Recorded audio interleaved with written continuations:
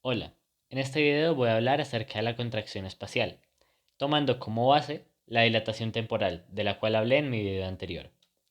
La contracción espacial es uno de los resultados notables de la teoría de la relatividad especial, que, como ya vimos anteriormente, parte de que la velocidad de la luz es constante en todos los marcos de referencia. Para ver por qué existe la contracción espacial, es necesario considerar dos cosas. En primer lugar, este sistema, que es un observador en reposo y otro en un tren que se está moviendo con velocidad v, que tiene una longitud L y que está a una distancia x del observador inicial. Y lo segundo que tenemos que considerar es la definición de simultaneidad.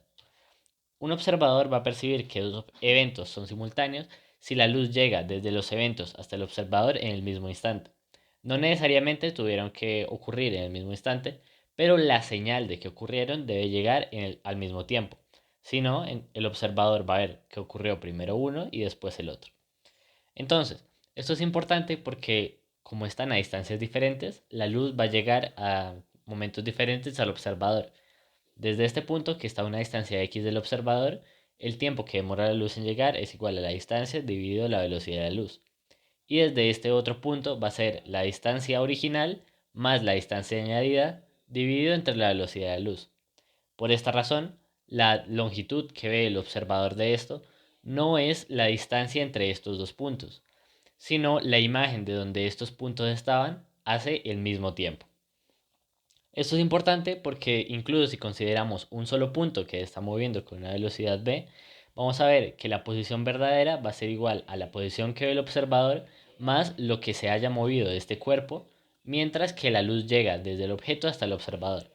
Es decir, la velocidad por el tiempo que demoró, que es la posición aparente dividida entre la velocidad de luz. Ahora, vamos a considerar otra situación, que es un observador y otro en un tren, y es cuánto considera cada uno que el tren ha recorrido después de un tiempo t. Según el observador en reposo, la posición va a ser igual a la velocidad que lleva el tren por el tiempo según el observador. Y lo mismo va a ser cierto según el tren. Va a ver que la posición que ha recorrido el resto del mundo va a ser igual a la velocidad que según el tren lleva el resto del mundo, pero que es la misma con la cual el resto del mundo ve el tren, por el tiempo percibido según el tren. Ahora, usando los resultados del video anterior, sabemos que el tiempo según el tren va a ser igual a el tiempo según el observador externo dividido entre gamma, el cual es este factor, 1 sobre raíz de 1 menos velocidad al cuadrado sobre velocidad de luz al cuadrado. Y esto siempre es mayor que 1, porque como el denominador siempre es menor que 1, entonces 1 sobre un número menor que 1 es mayor que 1. Y acá tenemos el resultado. La posición o la distancia percibida según el tren va a ser igual a la distancia real dividido entre un número mayor que 1. Es decir, esto va a ser menor que la distancia original. Pero esto es una fórmula confusa, porque si el tiempo es mayor para un observador que se mueve, entonces ¿por qué la distancia es menor? Bien, lo importante acá no es ver la forma en la cual están construidas las fórmulas, sino recordar que en ambas hay un factor gamma y que para el tiempo pasa más lento para un observador en movimiento que para un reposo, mientras que la distancia se avanza más rápidamente para un observador en movimiento que en reposo. Para aclarar aún más, voy a mostrar un ejemplo. Dice, una partícula con un tiempo de desintegración t sub 0 es puesta en un acelerador de partículas con una velocidad de 0,6 veces la velocidad de luz. Las preguntas son, ¿qué distancia recorre según el acelerador y según la partícula? Y teniendo en cuenta que el tiempo de desintegración se mide con respecto a la partícula. Entonces, lo primero que hay que hacer para responder qué distancia recorre según el acelerador es ver cuánto tiempo recorre según el acelerador, porque ya sabemos que la velocidad medida según el acelerador es esta. Entonces, usando x es igual a v por t, ya tendremos la respuesta. Entonces, vamos a usar la fórmula de dilatación temporal, que es el tiempo percibido según el observador en reposo es igual al tiempo observado por el observador en movimiento por gamma. Y el valor de gamma en este caso es 1 menos 0,6c dividido entre c, que es 0,6 al cuadrado.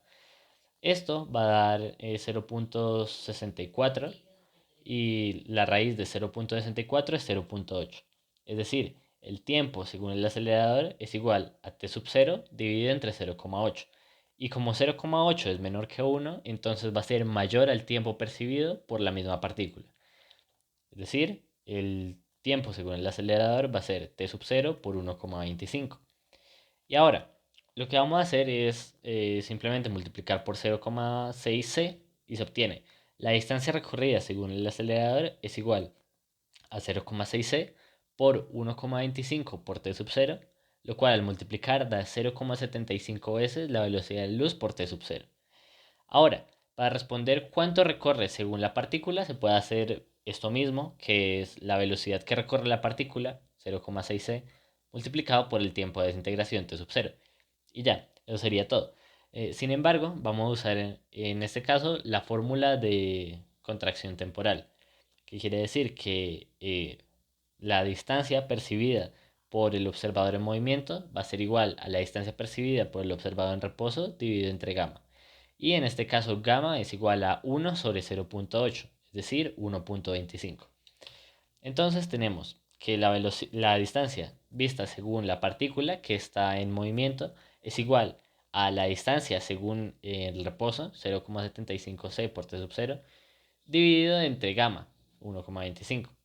Es decir, eh, 0,75 por 0,8, o lo que es lo mismo, 0,75 dividido 1,25, y se obtiene 0,6 por c por t sub 0, lo cual es la misma respuesta que habíamos obtenido anteriormente. Ahora, esto afecta claramente a la fórmula de cinemática que uno conoce, que es x es igual a x sub 0 más b por t. En este caso, toda la distancia se altera del mismo modo.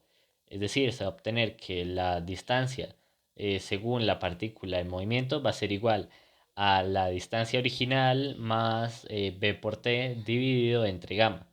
Es decir, simplemente se divide la posición entre gamma. Ahora no puede preguntarse, ¿hay algo similar que pase con el tiempo? Y la respuesta es sí. Sin embargo, esto no se puede ver tan intuitivamente y por tanto lo cubriré en próximos videos. Eso termina el video de hoy. Muchas gracias por ver.